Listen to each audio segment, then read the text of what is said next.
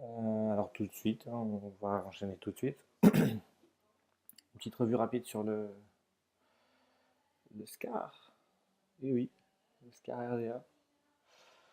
Donc on va en parler. Donc avec son petit airflow, son seul petit airflow, avec un trou qui peut être pour moi limité. Donc il faut un petit rappel vite fait, mais c'est un dripper. C'est un, oh, désolé, un dripper. Hop, donc composé d'une base, voilà, qui accueille, oui, bien trois pôles, c'est-à-dire un pôle positif et deux pôles négatifs, ce qui va nous faire deux coils. Moi qui fais du coil coton, là c'est du coton, ça va être galère à faire, mais bon, tant pis, soyons fous. Vous n'avez pas pu voir, mais il y a une petite cuve de récupération de jus, et vous allez constater deux cheminées sur les côtés, hein, pour pouvoir avoir une arrivée d'air, tout simplement sur les coils. Donc les coils, je les ai déjà fait, donc ils sont là. C'est deux coils avec le même nombre de spires, euh, qui logiquement devrait me donner, donc un coil devrait me donner du 2,2 ohms. Donc c'est pas x2 mais divisé par 2, vu que j'en mets 2, je vais tourner logiquement autour de 1,1. Donc 1,1 bien sûr ça ne passe pas sur euh, sur les modes donc sur les modes électroniques, certains modes électroniques du moins. Je prends l'IVIC, mais juste pour info, l'IVIC ne passera jamais de coil en 1,1.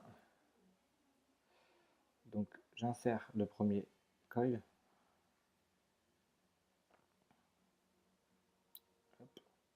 Donc, je le mets au-dessus de la cheminée d'arrivée d'air. Voilà, comme ça. Je viens fixer mon négatif ici.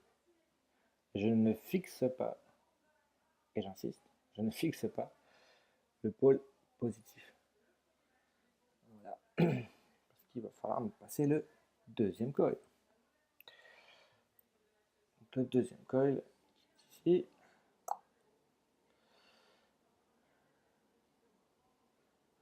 Passer le coil, c'est pas ce qu'il y a de plus dur. Je vous rassure. C'est même limite ce qui est le plus facile. Le plus dur, ça va être vraiment de cotonner ce truc. À 10 mètres du coton. Donc là, je vais raccourcir une des pattes pour avoir plus de facilité pour pouvoir le passer. Voilà. Donc, la première patte est passée dans le pôle positif. Oups. Vous voyez pas grand chose, hein, mais désolé, les moyens n'y sont pas. Donc, tac. Donc là, le deuxième coil est passé. Voilà. Donc je vais fixer toujours en priorité mon pôle négatif. C'est à visser, hein, c'est une vis crantée. D'ailleurs, je viens serrer, enfin, je viens finir de serrer une fois mon pôle négatif de visser, donc mon pôle positif de visser, je viens serrer à la pince, à la petite pince. Donc, voilà. Donc là, les deux coils qui sont, comme vous pouvez le voir, je vais visser le pôle négatif, qui est pour moi le coil le plus difficile à visser. Je vais remettre la petite seringue qui me servait de support pour faire mes coils.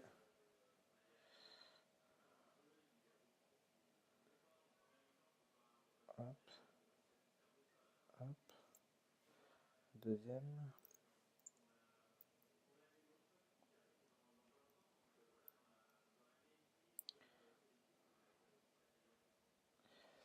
Donc un petit serrage à la pince Donc une pince à bec hein, classique, pour vraiment histoire de,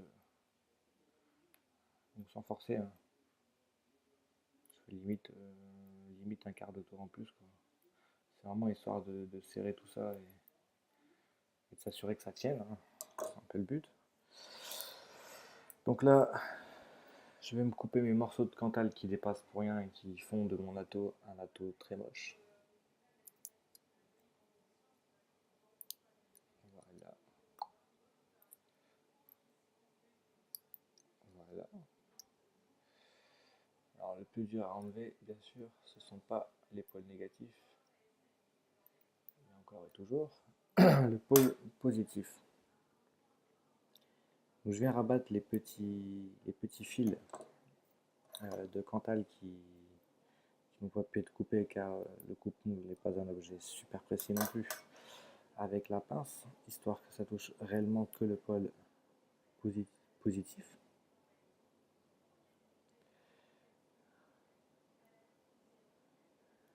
Hop.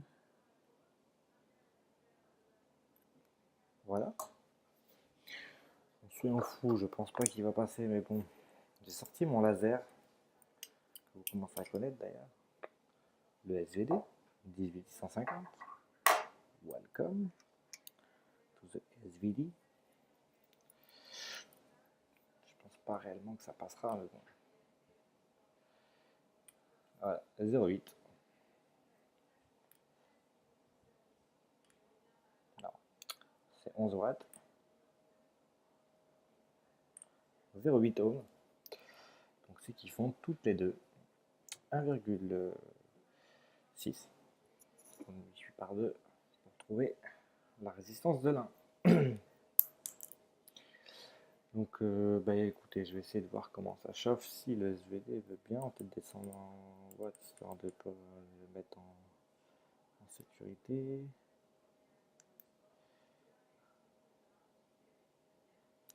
Bon bah ça marche pas. SVD oblige. Enfin, mode électronique plutôt. 0,8, il me faudrait un Pipeline Pro à la rigueur. Bon, mon Russian à tout à l'heure. Je reviens vers toi. Donc on va le mettre sur le Nemesis. Clone. Ticket. Bon, peu importe. Hein. C'est juste pour voir comment ça chauffe. Ah ouais, par contre. Ça reste un Nemesis. Hein. Pour la vidéo qui prend du temps. Bon. Pendant ce temps-là, je vais vous parler du Plo 510 de ce RDA qui est pas réglable. Avec lequel vous ne pouvez pas régler simplement au niveau de la vis. Hein. Vous avez un simple plot, point, à laquelle moi personnellement j'ai rajouté un joint, un O-ring, un joint torique, juste pour pouvoir avoir le, pour pouvoir avoir le, pour pouvoir l'avoir en mode non défaut, quoi. Il n'y a pas de problème. Hop. Voilà, donc logiquement là, ça devrait aller. Désolé, hein. Les aléas, c'est tellement marrant quand on les a en direct.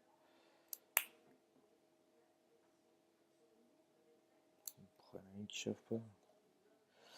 Que se passe-t-il? Tac, tac, tac. Je vais t'attendre mon kick. Désolé, hein, c'était une vidéo qui devait pas prendre du temps, mais c'est tellement plus marrant. Alors.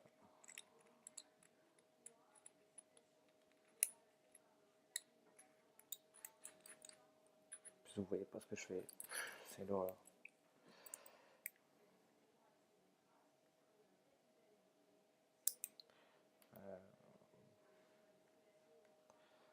Donc.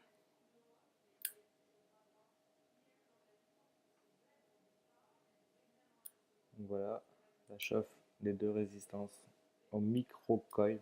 Donc je les ai faites sur une seringue, hein, sur un embout de seringue. Embout de seringue. Et là vous voyez la chauffe, donc bien de l'intérieur vers l'extérieur, etc., etc., etc. Donc on va aller lui loger un petit peu de coton. Un petit peu de coton cardé. Ici.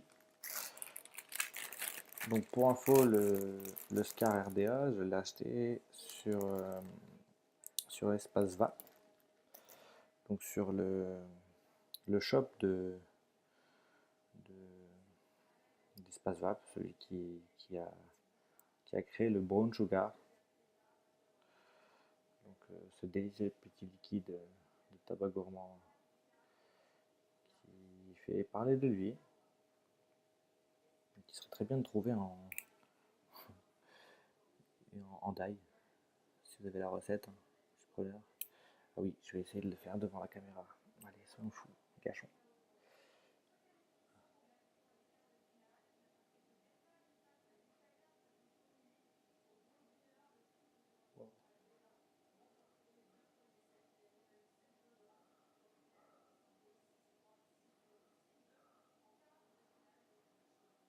Donc voilà, petite moustache. Donc celle-là que je viendrai couper qui ne me servira pas à grand chose. Donc là je fais la même chose. Un petit effilochage s'impose. Là c'est le même principe hein, que de passer l'enfilage de coton de tout à l'heure.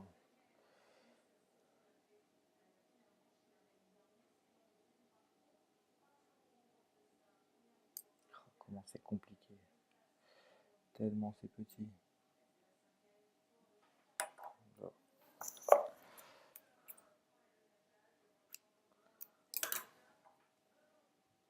Vous avez pu apercevoir ce joli ciseau jaune.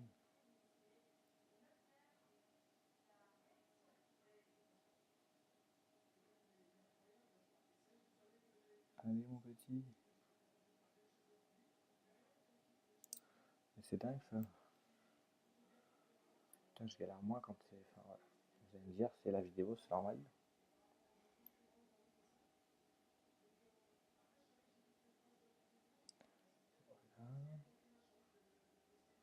Ah voilà. Donc là, j'ai mes deux petites mèches. Donc je vais pas vous montrer comment ça rougit. Je suis pas fou. Donc je vais niquer mon coton pour rien. Alors pendant que j'essaye donc je vais pas essayer, je vais le faire. Donc pendant que j'enquille les petites, le petit coton cardé, sympathique, dans la petite ringole qui est prévue à cet effet. Hein. Là. Je réfléchis en même temps de ce que je vais tester comme liquide. Tant qu'à faire, autant tester un liquide, vu que c'est un dripper. Hein. Je vais le rappeler, mais c'est un dripper. Qui permet aussi de tester vos liquides. J'ai un die. C'est un die de. Je vous ferai une petite vidéo sur les dies. C'est un die assez simple. Hein. Donc c'est une base 50-50 PGVG. C'est du 6 mg de nicotine. Ça c'est mon dosage personnel. Hein. Dedans il y a. C'était pas un DML. Hein. À la base c'était un 30. Il ne reste plus que ça. C'est la crise. Donc avec du graham cracker, du caramel beurre salé de chez Pomme Liquide, un peu de Bob Passion de chez Arom Team, et il y a quoi d'autre encore? Il y a de la vanille, donc un additif hein, qui est beaucoup utilisé dans le die.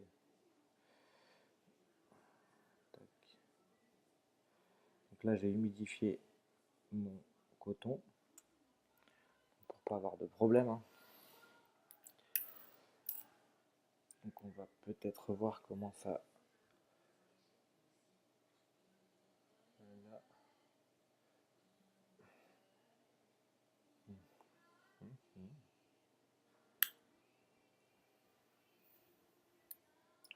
Donc c'est un double coil, hein, donc ça envoie quand même pas mal. Donc un dripper, c'est fait exclusivement pour pouvoir mettre des gouttes par au-dessus et pouvoir laver.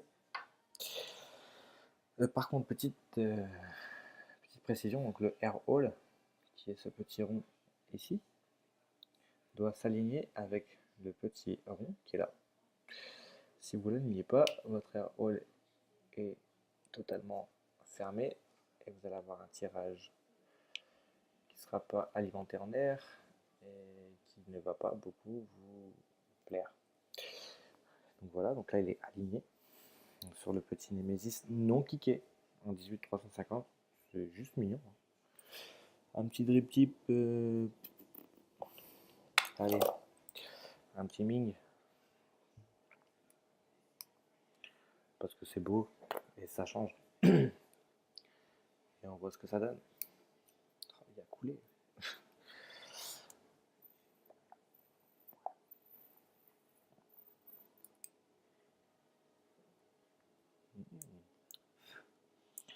Sympathique. Sympathique ce petit goût de caramel. Donc, double coil, c'est-à-dire double consommation. Hein.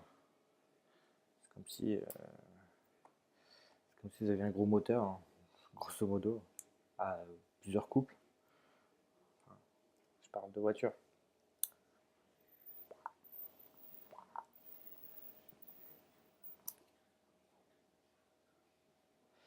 Donc ça envoie, hein, sans problème, sympathique. Ça permet de tester, changer les cotons, vous remettez du coton, vous remettez un liquide, un petit burn avant, histoire de le chauffer la résistance et d'enlever toutes les impuretés possibles. Et c'est reparti.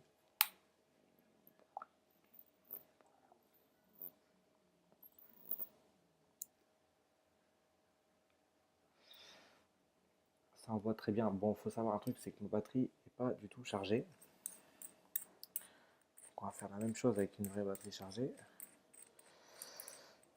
Je sais, elles sont longues mes vidéos, mais bon, tant pis. C'est du one shot. Hein. J'ai pas le temps de faire de coupure, sinon je ferai pas de vidéo ou j'en ferai une tous les 2 semaines à peu près. Donc là, hop, j'ai bougé mon trou, il s'est plus aligné. Donc là j'ai remis une batterie 18350 pour le coup pleine.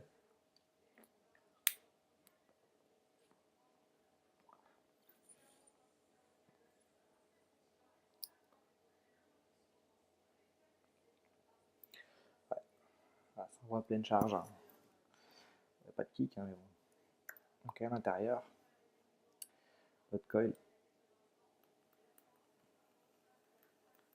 qui fonctionne très bien, hein, qui envoie plutôt bien, qui est plutôt simple à monter hein, finalement. J'ai pas trop mis de temps. Après j'ai voulu faire face à la caméra, ce qui du coup rend la chose un peu difficile.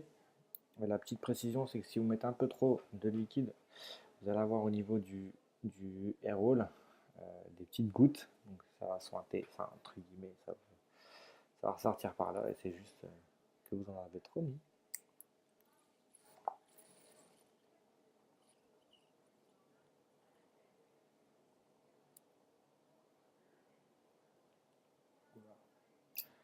J'ai plus de jus.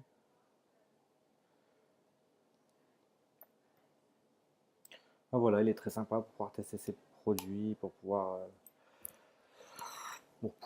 tester un liquide, pour pouvoir tester un dripper. Il ne coûte que 9,90 € sur l'espace va. Il n'est pas cher.